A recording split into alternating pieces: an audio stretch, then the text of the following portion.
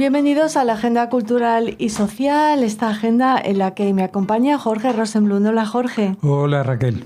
Comenzamos hablándoles de la comunidad judía de Barcelona que ha recordado los atentados de la Rambla y de Cambrils. Se ha recordado a las víctimas. Viajamos a Colombia para seguir conociendo la labor humanitaria de los enviados israelíes. Les hablábamos en el informativo del último de la recuperación de los restos de Yehuda Katz. Traemos sus imágenes, la imagen de este soldado cuyos restos por fin descansan en Israel. Hablamos de antisemitismo y, por supuesto, también de cultura. Y comenzamos con ese mensaje de la comunidad judía de Barcelona que recordaba ayer pues esos atentados terribles de la Rambla y de Cambrils, rindiendo homenaje a las víctimas y a sus familiares un año más.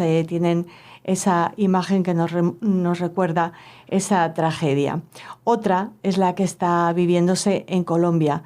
Es el cuarto día para los equipos de rescate israelíes que, si bien ayer hallaban con vida a una niña, pues hoy en este vídeo que les invitamos a ver nos informan de que empiezan a recuperar cuerpos sin vida. El embajador Alon Lavi es el portavoz de la Delegación de Rescate Israelí y es quien protagoniza este vídeo realizado por el Ministerio de Relaciones Exteriores de Israel. Lo comentábamos, Jorge, en el informativo, la recuperación de los restos de Yehuda Katz, el último desaparecido de la batalla de Sultán Yaqub, que ¿puedes recordar que era una especie de montículo? Sí, mira, es una especie hay una meseta que debajo de ella está una planicie donde hasta el día de hoy pues se agrupan grupos terroristas. Es conocido como el Valle de la Beca. Pero estamos hablando de la Primera Guerra del Líbano, estamos hablando de 1982, y en esa época pues los que estaban atosigando a Israel eran los grupos terroristas de lo que ahora es la Autoridad Palestina, era Fatah, pero Fatah había construido en esa zona que se denominaba de alguna manera Fatahland, el sur del Líbano estaba en sus manos y ahí entrenaban, era un campo de entrenamiento del terrorismo internacional. Ahí acudían para hacer su máster, por ejemplo, ETA, ¿no? El IRA irlandés y grupos de fedayines que disparaban de forma,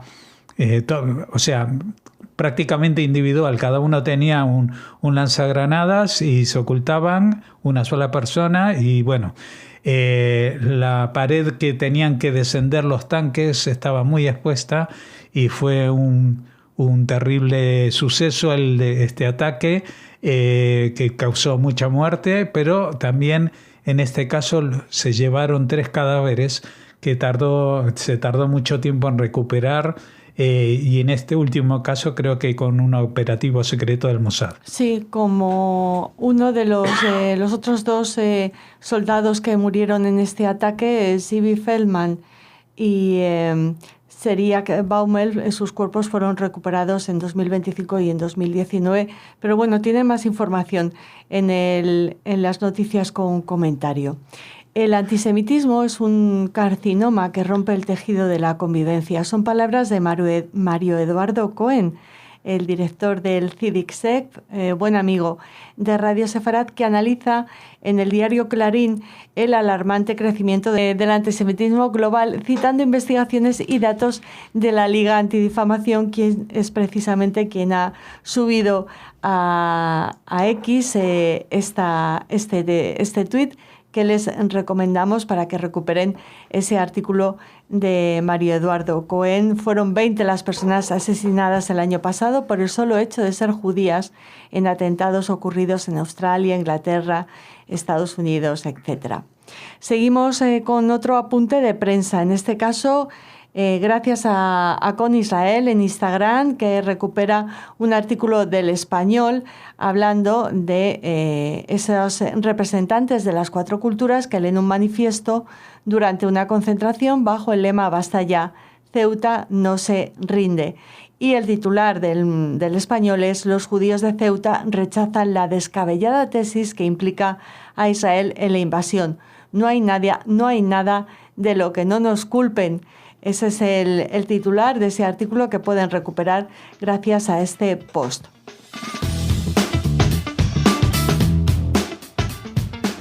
Y entramos ahora en el tiempo que dedicamos a la Shoah y también a lo más eminentemente relacionado con la cultura. El Museo de la Herencia Judía nos recuerda que tal día como hoy, pero en 1938, el gobierno alemán requería a los judíos añadir a su nombre, si era un hombre, añadir Israel, y si era una mujer, añadir Sara. Seguro que recuerdan las cartillas de identificación, los pasaportes, en los que además de ese sello con la J, pues aparecían los nombres de Israel y de Sara. En este museo nos ofrecen, gracias a este post, algunos ejemplos de esta ley racial, de este requerimiento nazi que estigmatizaba a los ciudadanos judíos con esos nombres, el de Israel y el de Sara, añadidos a sus nombres de nacimiento. No se pierdan el post porque es muy interesante. Hablando de nazismo, también tenemos que viajar a Londres, porque allí una librería, pues entre sus fondos tiene ejemplares del Mi lucha de Adolf Hitler en árabe. En respuesta a la publicación de las imágenes y a las denuncias en redes, la librería ha declarado que solo tenía 3 ejemplares y que los había colocado al fondo del local junto a libros de historia. La presencia de un controvertido libro histórico en una librería no constituye un respaldo a sus ideas. Esta librería, AFAC, rechaza categóricamente la ideología nazi, el antisemitismo, el racismo y la islamofobia, han manifestado en declaraciones al periódico judío Just News. Que el dueño de la librería afirmó que es evidente por las imágenes, no el dueño, la persona que ha hecho la denuncia, es evidente por las imágenes que he tomado que la cantidad de ejemplares que tienen a la venta es más numerosa que 3, aunque solo tuvieran 1, ya es algo, denunciable, ¿no? Sí, aparte es como decir, los nazis mataron 6 millones y yo mato a 2 o 3, también no pasa nada, ¿no?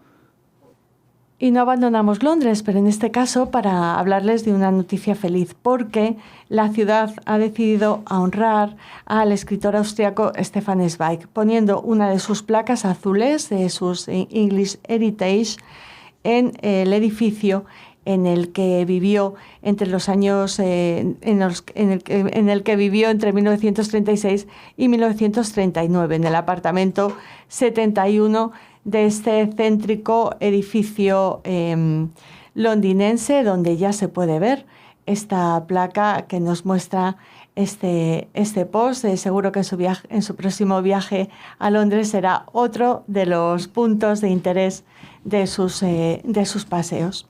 Vamos ahora a Israel, porque 2 universidades, el Instituto Weizmann de Ciencias y la Universidad Hebrea de Jerusalén, están entre las 100 mejores del mundo según el ranking de Shanghái 2026. Estas 2 universidades son prestigiosísimas, pero nos alegra saber que están incluidas en este ranking que reconoce a las mejores universidades del mundo. El Instituto Weizmann ocupa el puesto 71 y la Universidad Hebrea de Jerusalén el 89. Y ahora un poquito de cine. Se acerca el estreno de la Operación Teherán, una historia una película que se va a estrenar el 18 de septiembre y cuya historia sigue a Liam Neeson, y attackers, Zachary Levi, y un grupo de exagentes de la CIA que intentan una arriesgada misión de rescate en Teherán como forma de redención tras un operativo fallido en la guerra de Afganistán. Está dirigida por Guy Mosse y, mientras el pasado los persigue y la desconfianza entre ellos va en aumento, la operación se transforma en una prueba moral en la que tendrán que decidir si ser soldados obedientes u hombres dispuestos a recuperar el control de sus vidas. Les hemos puesto el tráiler en YouTube, pueden pinchar para ver un trocito de esta película que seguro que les va a interesar muchísimo. También nos parece que les va a gustar esta iniciativa que nos llega desde Sefarad. Encuentros de Alat, hablados en judeo-español, en jaquetía también, organizados y presentados por Liliana Benveniste, con la colaboración de Samir Matute. Nos invita el próximo 23 de agosto a un encuentro entre Linam Selén y Abraham Bengio.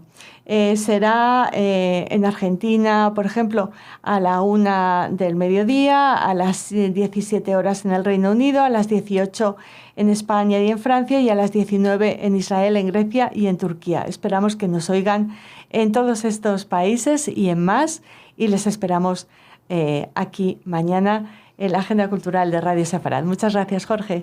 Muchas gracias, Raquel. Hasta mañana.